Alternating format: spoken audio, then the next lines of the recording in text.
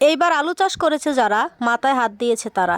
170 টাকা কেজি দরে আলুর চারা কিনে যখন কৃষক খেতে লাগায়, সেখানে আছে তার পরিশ্রম, আছে বাড়তি খরচ, আছে সার, এবং কি সেই আলু যদি তোলার পরে তার রোপণের খরচটুকু না আসে, তখন একজন কৃষকের মাথায় হাত এমনিতেই পড়ে।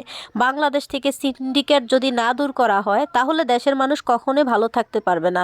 বাংলাদেশ মানুষ উন্নয়নের জন্য এটা করতেছে ওইটা করতেছে, তবে আমার মতে ছাত্র আন্দোলন যেভাবে করেছিল মানুষ দেশকে সুন্দর করার জন্য, ঠিক তেভাবে যদি মানুষ মাঠে নামে সিন্ডিকেট দূর করার জন্য, তাহলে আশা করি আমাদের সোনার বাংলাদেশ ভালো থাকবে। প্রতিটা কৃষক যখনই কোনো না কোনো কিছু লাগাতে যায় বা কোনো না কোনো কিছু চাষ করতে যায়, তার মনের ভিতর একটা আশা থাকে যে এইটা দিয়ে আমার লাভ করতে হবে।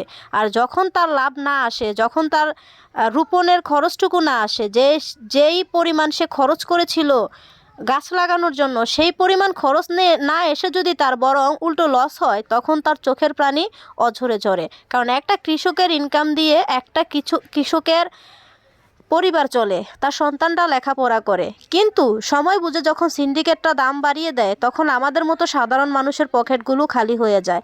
একটা মানুষ কতটা কষ্ট করলে 500-1000 টাকা ইনকাম করতে পারে, সেটা একমাত্র একটা পুরুষ মানুষই জানে।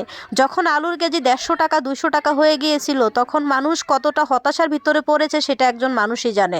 হুট করে তেলের দাম বাড়িয়ে দেওয়া, হুট করে আলুর দাম বাড়িয়ে দেওয়া, মাংসের দাম বাড়িয়ে দেওয়া, সব কিছুর দাম যখন হুটহাট করে বেড়ে যায়, সবজির দাম, কোনোটা সবজি ছিল না যে 100 টাকার নিচে, যখন সবজির দামগুলা একদম কমে গিয়েছে, তখন কৃষকের মাথায় হাত এমনিতেই পড়েছে। আবার সুযোগ বুঝে, ফায়দা বুঝে যখন সিন্ডিকেটটা দাম বাড়িয়ে দিবে, তখন আমাদের বাংলাদেশের মানুষগুলা কোনোভাবেই ভালো থাকতে পারবে না। তো সিন্ডিকেট যদি বাংলাদেশ থেকে দূর হয়, অবশ্যই মানুষ লাভবান হতে পারবে। কৃষকের মাথায় হাত আর আফসোস, তার যে কতটা কষ্ট হয় আফসোস আর হতাশতা নিয়ে, সেটা একজন কৃষকই ভালো জানে। তো আফসোস আর হতাশতা একজন কৃষক তখনই করে যখন তার প্রচুর পরিমাণ লস হয়ে যায়। লসের একটা লিমিট থাকে, যখন তার প্রচুর পরিমাণ লস হয়ে যায়।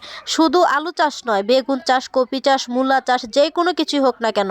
এই যে দেখেন, যেই ফুলকপি জোড়ায় ছিল 150 টাকা 100 টাকা, সেই ফুলকপিকে আমি দেখেছি কৃষকরা ফেলে দিছে। কেন ফেলে দিছে? 1 টাকা তো নিতে চায় না কেউ ফুলকপি।